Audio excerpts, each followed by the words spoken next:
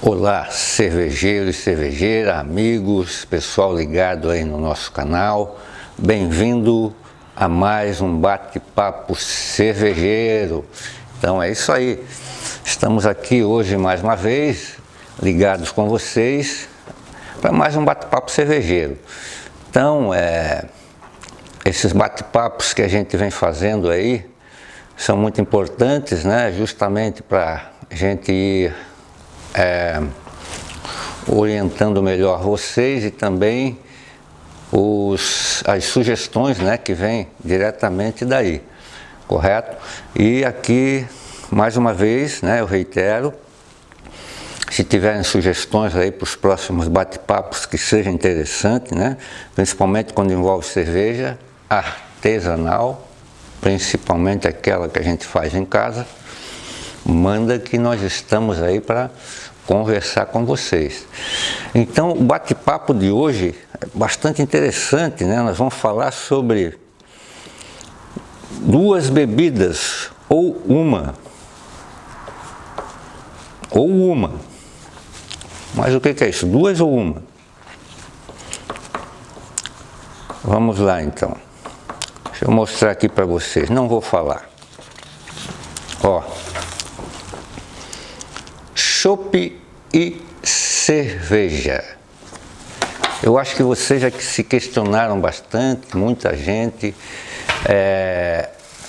Sei que quem conhece, correto, mesmo assim, né, se questiona muitas vezes.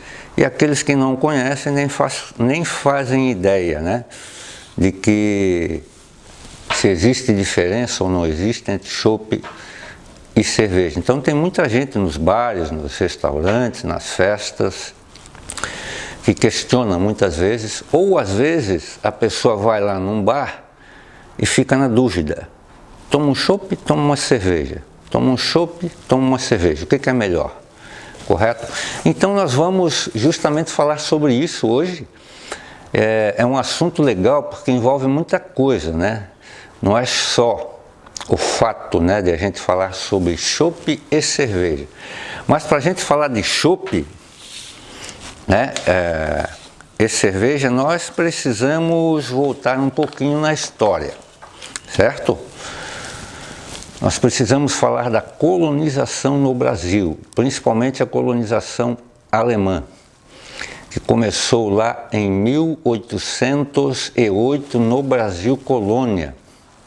Certo? Então, há muito tempo atrás, né?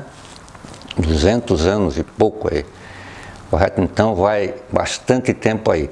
Então, a cultura germânica, ela trouxe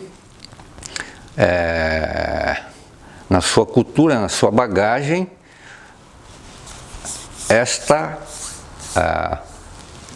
como é que eu posso dizer, maravilhosa prática, né, já na Alemanha, né, que é fazer cerveja. Então eles trouxeram a tradição de fazer cerveja para o Brasil, correto? E na Alemanha tinha uma expressão muito usada, né, pelos alemães, até hoje ainda se usa. Vou escrever aqui para ficar mais interessante, né? Vocês vão ver direitinho aqui. Uma expressão, essas duas palavrinhas aqui, ó, ein Chopp, significa o quê? Ein é o número 1, Chopp significa medida. Então o que significa? Uma medida. Por que isso? Naquela época se servia a cerveja em copos de 500 ml, em canecos de 500 ml. E aí quando a pessoa chegava no bar, ao invés dela pedir uma cerveja, ela pedia ein Chopp. Aí o garçom do bar lá, o responsável, já sabia, né, que era uma cerveja de 500 ml, correto? Então o produto não tinha nada a ver com o pedido, correto? O pedido era simplesmente que o garçom sabia que era um copo de 500 ml, certo? Mas a cerveja era a mesma. E a colonização germânica trouxe para o Brasil este termo utilizado por eles, né? Há muito tempo. E o brasileiro acabou introduzindo no vocabulário. Já vou explicar um pouquinho mais para frente, correto? Mas ainda vou falar um pouquinho da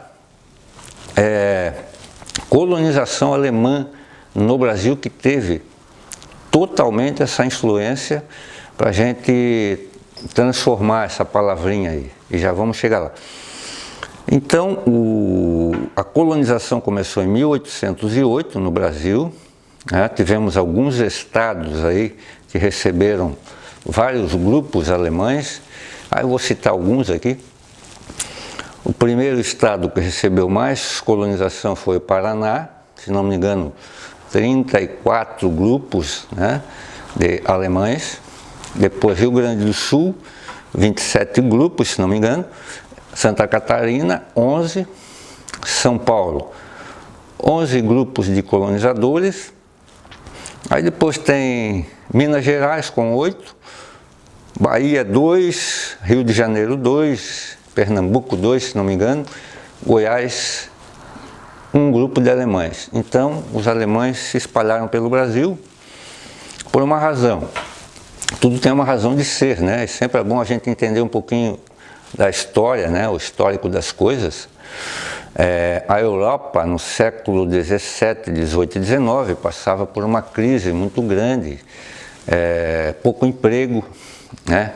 Fome, né? Em países hoje que são países muito desenvolvidos, né? Como Alemanha, Suíça, Áustria, Polônia. Nós temos muitas colonização desses países aqui no Brasil, principalmente na região sul, e eles trouxeram na bagagem a cultura deles, né? E principalmente os alemães, que foram a maioria, trouxeram a cultura cervejeira e esse termo, né, do ein Chopp, um chopp, né, no pedido no bar.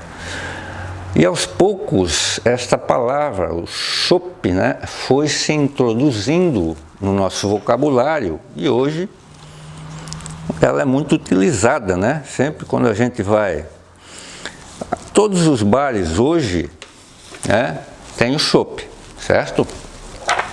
Todos os bares, nas festas que a gente vai, geralmente é só chopp em barril, dificilmente tem garrafa, correto? Nos restaurantes também, nós temos muitos restaurantes, né, que servem a bebida no barril, né? Correto? Então isso praticamente foi disseminado pelo Brasil inteiro a palavra chopp, a expressão chopp, para pedir um copo de cerveja. Só que a maioria das pessoas não sabe que chopp é cerveja, cerveja é chopp. E aqui nós vamos falar um pouquinho justamente sobre as diferenças que existem, se existe diferença, correto? Então, começamos pela produção.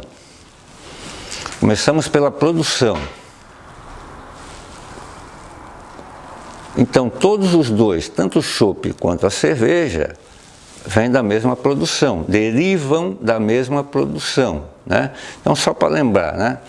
A produção de cerveja vai lá, os 4 elementos da cerveja, que é malte, lúpulo, levedura e água. Todos dois são feitos com os mesmos ingredientes, são feitos na mesma abraçagem, né? Até a etapa de envase é a mesma coisa. Aí chegou lá no envase, o que acontece? Ele deriva há uma derivação para 3 tipos de envase, né? Aqui, ó.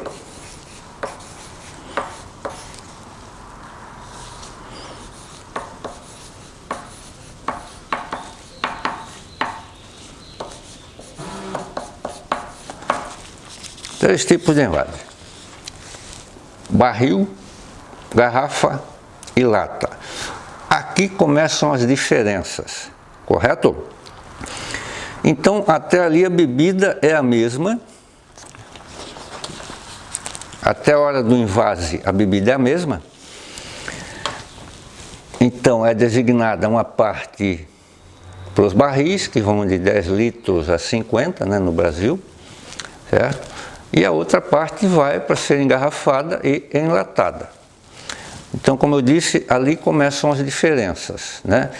Então, barril é grande, garrafa e lata são pequenos. Ok? Mas que diferença existe aí? Primeiro vamos falar um pouquinho da pasteurização, certo? Toda bebida em garrafa e lata, ela é pasteurizada. E falando em pasteurização, o que a gente tem que fazer? De novo, vamos voltar um pouquinho na história, que sempre é bom, né? Aqui, ó. Então nós temos um grande cientista francês, nasceu na cidade de Dole em 1822, né? Morreu em 1895 com 72 anos, o nome dele está aqui, Louis Pasteur, né? Então estamos falando de pasteurização. Então a gente tem que voltar um pouquinho na história e entender o que é pasteurização, por que se faz a pasteurização, certo? Então o Louis Pasteur, o que ele fez? Ele fez uma pesquisa bastante grande, né? Na época, lá em 1800 ele começou essa pesquisa em 1862, concluiu ela em 1864. E ele verificou, né, que os alimentos e bebidas, na época, tinham muita interferência de micróbios e bactérias, enfim, muitos organismos vivos, né, nas verduras, legumes, na comida de um modo geral e também nas bebidas, né? Então ele verificou e ele constatou que isso era responsável por muitas doenças que ocorriam na época, né? Então ele desenvolveu um método de aquecer a bebida, né, e a comida enlatada principalmente, e bebida, a uma temperatura de 70 graus, né, e abaixar abruptamente essa temperatura a uma temperatura de 5 graus, né.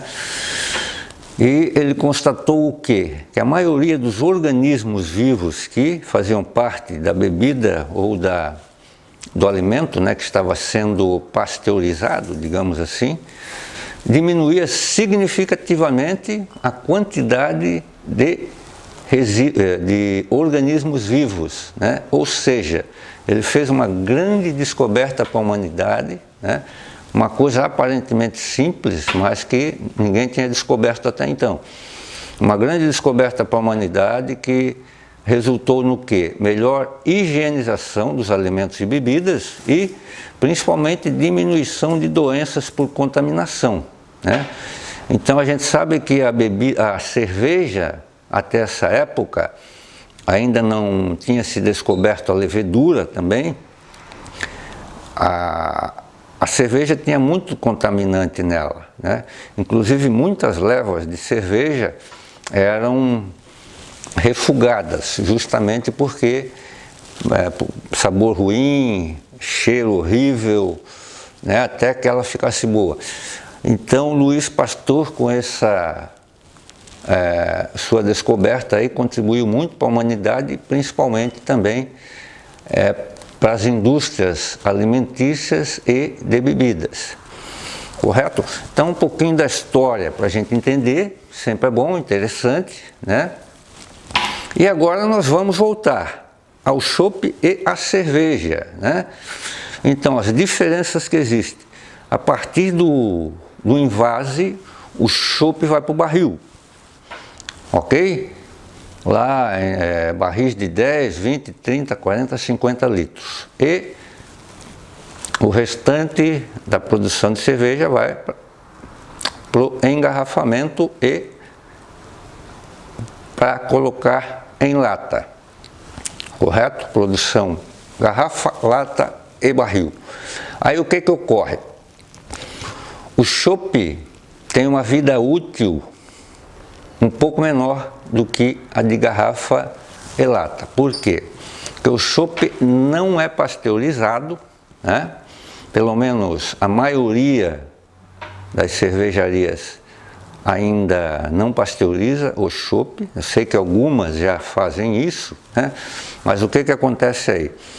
Como nós evoluímos muito no processo de fabricação de cerveja, você não precisa pasteurizar a cerveja no final, correto?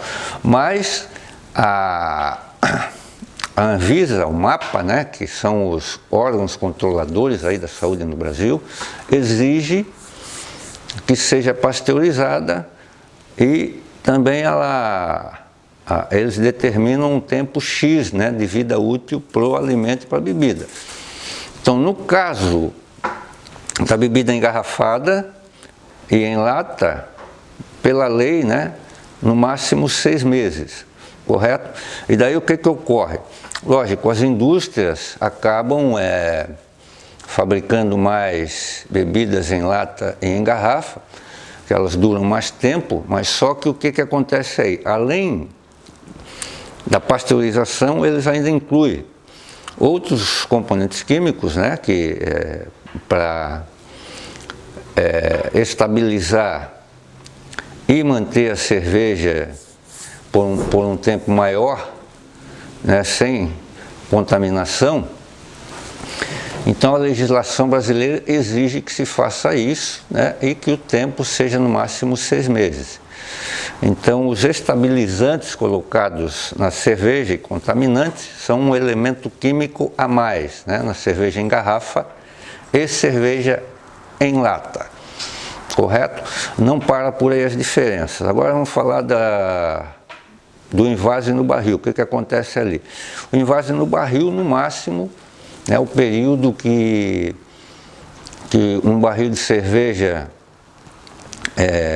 digamos, tem o tempo de vida útil, no máximo 45 dias. Né? Isso se ele for mantido fechado, correto? A partir do momento que ele for aberto, o que acontece? 5 dias no máximo tem que ser consumido todo o conteúdo do barril. Né? Então essa já é uma diferença, né, do invase em garrafa e do invase em barril. O nosso chopp, né, chamamos de chopp, o do barril, invase em barril, e cerveja, o que vai na garrafa.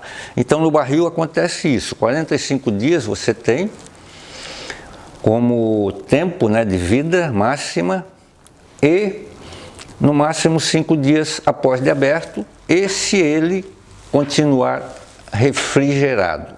E tem mais um outro fator, quando se fala em bebida de barril chopp, que não é pasteurizado, o que acontece? Quando você vem do processo de fermentação, você passa ainda por uns dias de maturação, passa por uma filtragem, correto? E aí vai ser envasado. Mas até ali ainda existe levedura no líquido, na cerveja, né? Então, como vai para o barril sem fazer a pasteurização, a levedura ela morre numa temperatura acima de 40 graus, né? Então, como isso não é feito no envase em barril, o que acontece?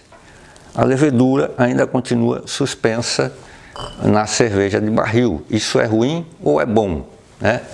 Sempre é bom. Levedura de cerveja é remédio, né? E a levedura ainda, o que ela contribui no barril? Se ela estiver numa temperatura adequada, ela ainda vai produzir um pouquinho de CO2, mesmo com o CO2 que foi colocado mecanicamente dentro do barril. A levedura está lá. Na garrafa não. Por quê? Porque ela foi elevada a uma temperatura de 70 graus e eliminou praticamente todos os organismos vivos dentro da garrafa e da lata de cerveja. Agora, Quais as outras diferenças ainda que existem aí? Existem diferenças sutis que muita gente já sente.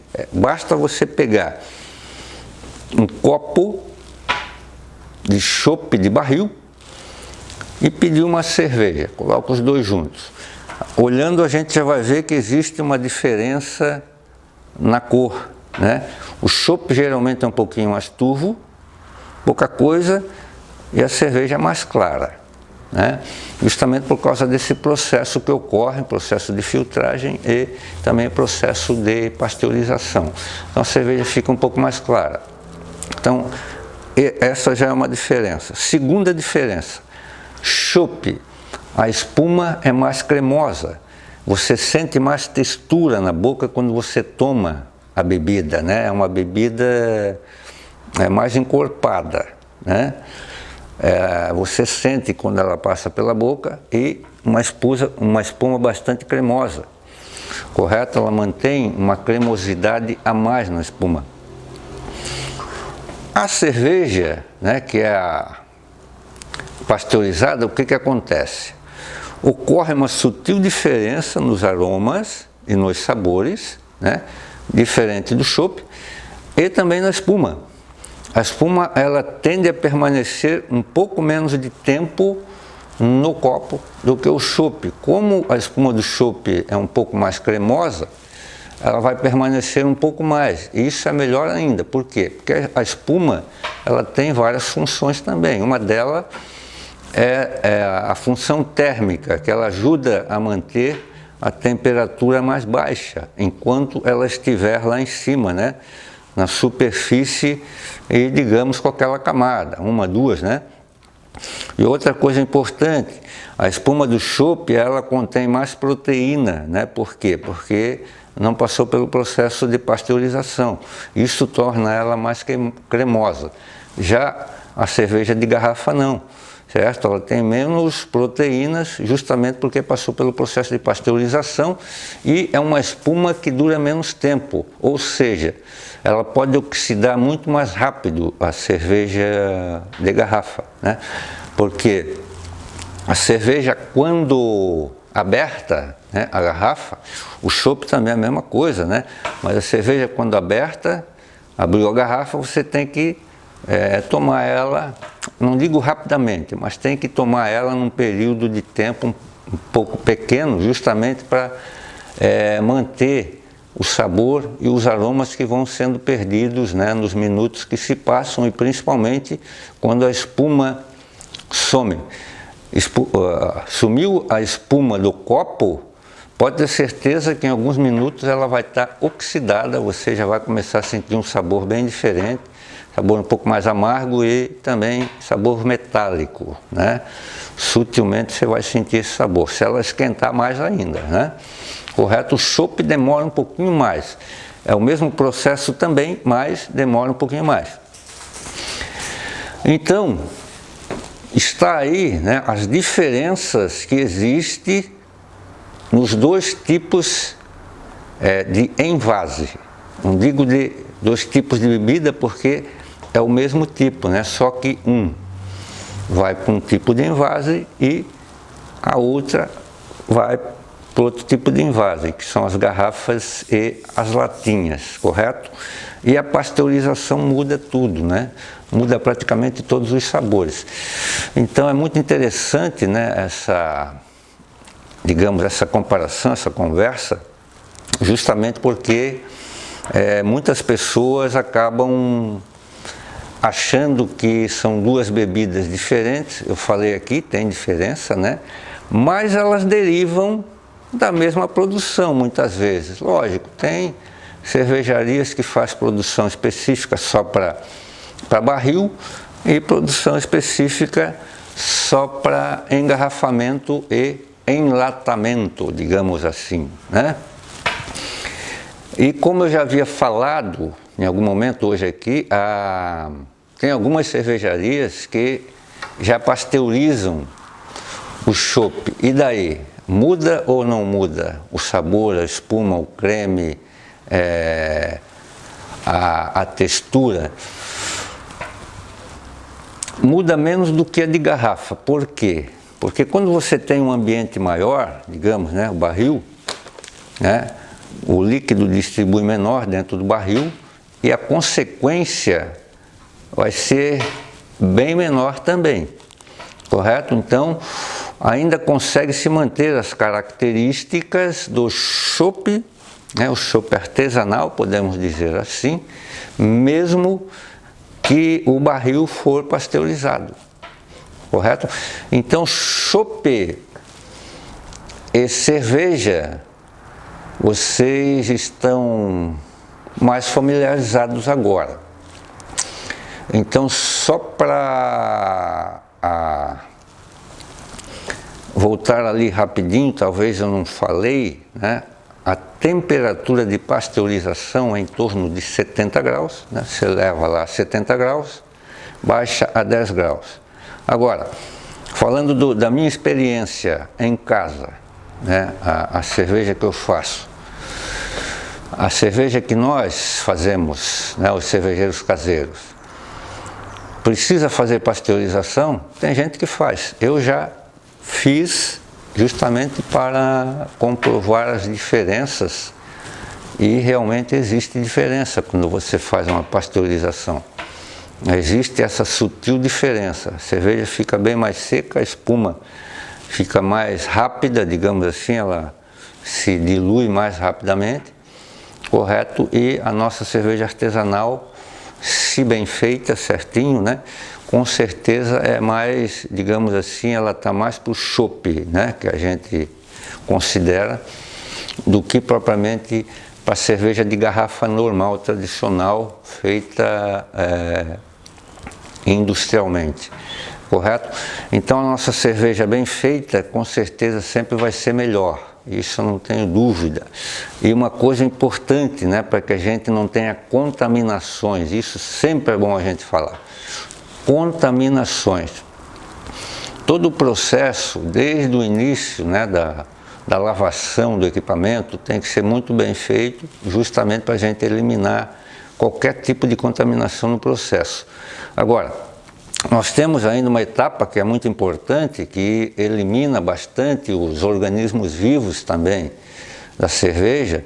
O cervejeiro caseiro, né, quando chega lá na fase de fervura, a fervura serve para isso. A fervura serve para, justamente, nós chamamos de esterilização do mosto, correto? Então, a fervura bem feita elimina muito organismo que pode provocar um problema na cerveja.